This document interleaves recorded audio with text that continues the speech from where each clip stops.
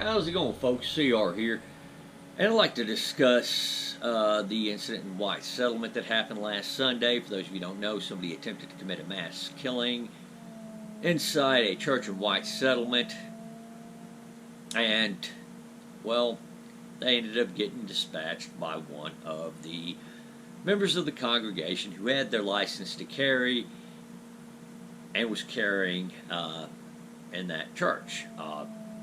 Now,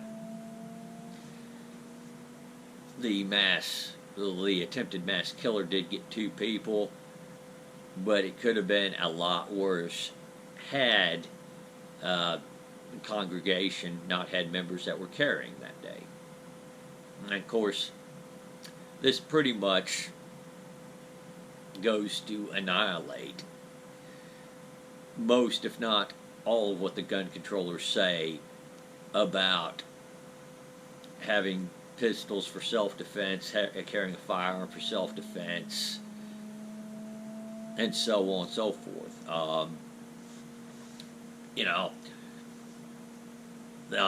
Our congregant that shot the would-be mass killer didn't miss and didn't hit a bunch of members of the congregation. He didn't start firing it randomly. The other members of the congregation that were armed that also got their guns out didn't start confusing each other for the mass killer or him for the mass killer, the person who actually shot the mass killer. It didn't turn into an apocalyptic bloodbath, which I cannot believe for the life of me anybody would actually buy into that nonsense. That, oh, well, if everyone has a gun and a mass killer starts shooting, then everyone's going to pull their guns out and start shooting everybody. I mean, you seriously, I don't know where you pulled that out of your ass from, but, oh, God. The police didn't confuse the armed congregation for the would-be mass killer. None of what the gun controllers said would have happened actually happened. And, I could tell you it wasn't going to happen, but then again, that's because I know that these people have no clue of what they're talking about and will openly say anything to get their way. Now, you think after this, many people on the gun control side would take a step back before opening their traps and letting some of the dumbest stuff come out of their mouths. But, I gotta admit, even I sometimes underestimate how brazen and ridiculous these people are. Let's take, for example, what Shannon Watts said. And this is on Twitter. What she said. At Ken Paxton TX, you shouldn't be shocked by the church shooting in White Settlement. As a Texas Attorney General, he specifically made sure that guns are allowed inside churches in the state. That's rich, given the fact that 90+% of mass killings occur in gun-free zones. The spots where people like you got your way. So, maybe that person who allowed guns inside churches were on to something. Said, hey, maybe this whole gun-free zone thing isn't working out, and it's creating spaces for these people who want to rack up a body count to be ensured that there's a very, very high probability that nobody is going to be there with a gun to stop them.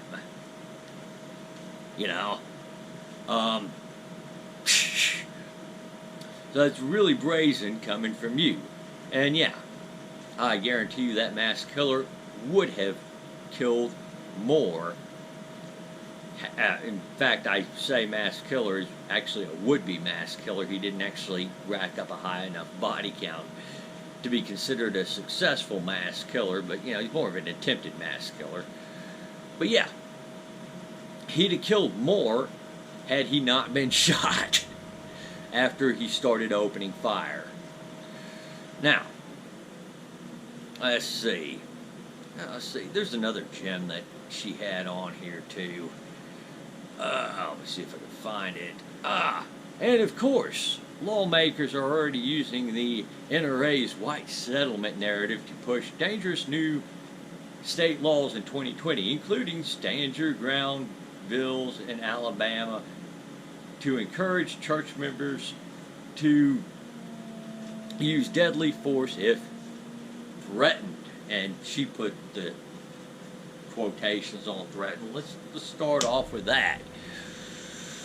I don't consider it threatened if somebody walks into an area where I'm at and starts shooting people at random. I think that actually goes into the genuine category of threatened.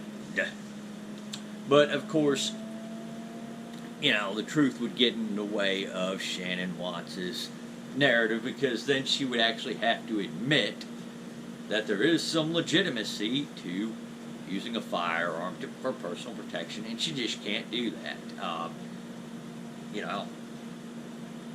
I would think that she would consider somebody shooting into a crowd of people to be threatened enough, to be an act threatening enough for somebody else to use a gun to stop them. But, Shannon Watts, I don't think, really is concerned about stopping these mass killings. In fact, I've got a theory that she loves them. She can use them to push her agenda.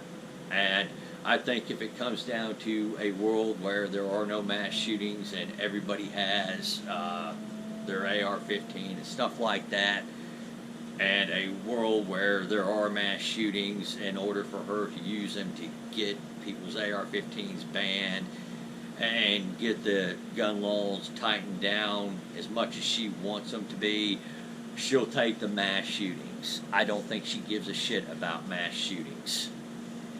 This is about her pushing her agenda.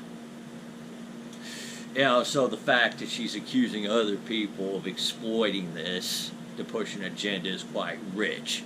She is the last person on the face of the planet who should be levying that accusation about anybody. But you know how gun controllers are. They have no principle. Anyway, so stand your ground bill. So for those of you who don't understand what a stand your ground bill is, Shannon Watts is not being forthright with this either. It is not an encouragement to go out and shoot somebody just because you simply feel threatened. You actually have to have a genuine reason to believe your life is in danger. And and it's by the reasonable person standard, usually. It basically states that if you're in a place where you're supposed to be legally, you're not trespassing or anything like that, you're not in a crack house or otherwise breaking the law, you are allowed to use deadly force if you believe it to be necessary to stop an imminent threat, and you actually have to have a genuine reason to believe. Somebody can't walk up to you and just go boo and you shoot them and say, oh, I felt scared, or I felt threatened. No. You won't last in court on that one. That's just not how that law works. But if you, somebody comes at you with a knife or something like that, you have reason to believe your life's in danger, then you can use deadly force, and it is a protection from, say, a prosecutor coming back later in court and telling the jury, oh, hey, look, there was this alley here. He or she could have run down and not had to use deadly force, because hindsight, maybe 2020, or, you may not, in that situation, have seen that alleyway. you might not have been able to escape in that situation. Or that attempt to escape might have been the thing that got you killed. Do you know you can run faster than that person wielding the knife coming at you? Do you know their full capabilities? I don't. But you have certain prosecutors that will argue that, and basically what stand your ground laws are a protection against that sort of unethical prosecution. You know, and it's kind of funny because the very same people who sit there and claim Trump wants a police state, you know, and complain that, well, we have too many people in jail and the U.S. is a for-profit prison system that puts too many people in jail, have all of a sudden no problem when it comes to somebody using a firearm to protect themselves. They have no problem putting that person in jail. Amazing how that works. And then she even goes on further in this tweet to further stick her mouth in, or her foot in her mouth in a reply. Media referencing the White Settlement shooting owe the public a nuanced discussion. We need watchdogs to make sure it is so. 2 are dead due to Texas's lax gun laws. With a man with a long criminal history was able to access a long gun. Well, you mean the guy broke several laws to make sure he was a prohibited person.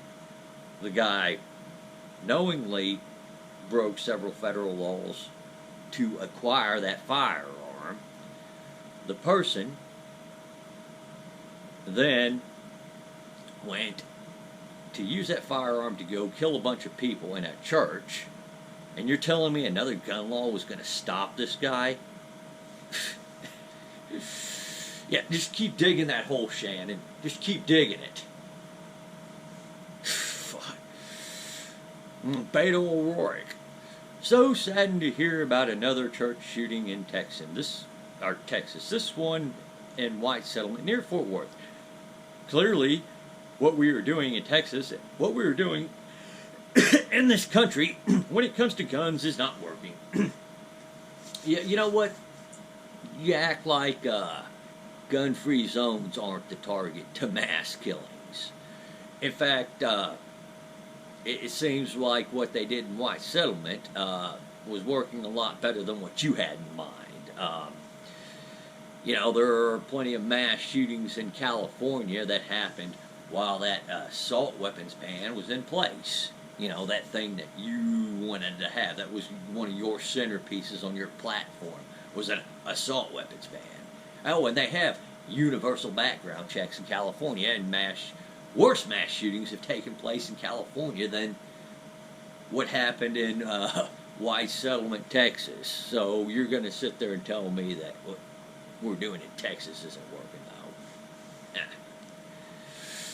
though. But again, Beto O'Rourke is another one of those people who will say anything, you know, to increase their power or to get what they want. Pete O'Dowd says, and you know, while it's a relief the Texas church shooter was neutralized. Okay, well, at least to give him credit on that one. Does anyone want in America where there are gun battles in places of worships? Not me, quote, gun reform now. Well, yeah, you kind of pretty much destroyed yourself with that one. You know, I don't really care for gun battles in places of worship, much less anywhere else in this country. But you know what? I would prefer the gun battle with the mass killer than to have that mass killer go around and killing with impunity, unresisted, and with nobody shooting back at him. Because that mass killer is going to kill a lot more when nobody's shooting back at him. That's why they target gun-free zones. But, let's see. I mean, you even had somebody, a lawmaker, one of our state senators, a Democrat, not a shock there, Beverly Powell. Right there, you have a person who was, and she openly says this, a person who with a long criminal hit record, including charges of aggravated assault and possession of a lethal weapon. Yeah, your gun laws didn't stop him from getting an illegal weapon. Why do you think more gun laws are going to do it? You know, what clearly stopped the person from killing those people were people in the congregation with firearms that were able to get their firearms and able to get the licenses to carry, thanks to the fact that we have that option in this country, which you want to seem to take away. Yeah. So, again, folks, on that one, the gun control side of the aisle has no shame. They have no personal reflection. They don't care about the truth. They don't care about actually saving lives. It's about their agenda. Because if it was actually about saving lives, they would sit there and look at this and say, you know what, we're glad that the people in the church were armed and carrying. We want to encourage those people to be armed and carry as well. So we're not going to try to put any more burdensome laws on them. We're going to actually try to focus on the prohibited people. But they don't want to fucking do that. They want to go after your guns, my guns, and anybody else's firearms. It's not about saving lives. It's about having more restrictions on firearm ownership. It's always what it's been with these people. By the way, guys, if you haven't heard of the incident before, I suggest you look into it. I suggest you share articles on the incident. I suggest you go online and share the memes that have generated on the incident, or that people have generated over the incident. They're awesome. Let's get this the wall-to-wall coverage it deserves. You know, every time there's a mass killing in a gun-free zone, you never hear the end of it. It's covered wall-to-wall. This one, the mainstream media is not covering wall-to-wall, and it makes a lot more sense for them to cover this incident wall-to-wall because it actually is showing a few things here. It is showing that there is a way to reduce the number of people killed by these mass killers. It is showing a deterrence. I mean, imagine this. Imagine you're a mass killer thinking, I want to go rack up my body count. Oh, shoot. Churches are no longer gun-free zones. Oh, yeah, you hear about that guy in Texas. I mean, he got yeeted trying to rack his body count up. Maybe I don't really want to try this. So I think, putting that out there, the guy trying to go out with his blaze of glory but ended up failing miserably, I think might have some sort of deterring effect. And the memes on this, guys, for those of you guys who have been posting memes about this, I've been enjoying the memes. Thank you for putting them up there. I'm going to continue to share the memes for everyone else watching. I hope you continue to share the memes too. Let's make this incident go viral. Y'all take her easy out there. Have a great day.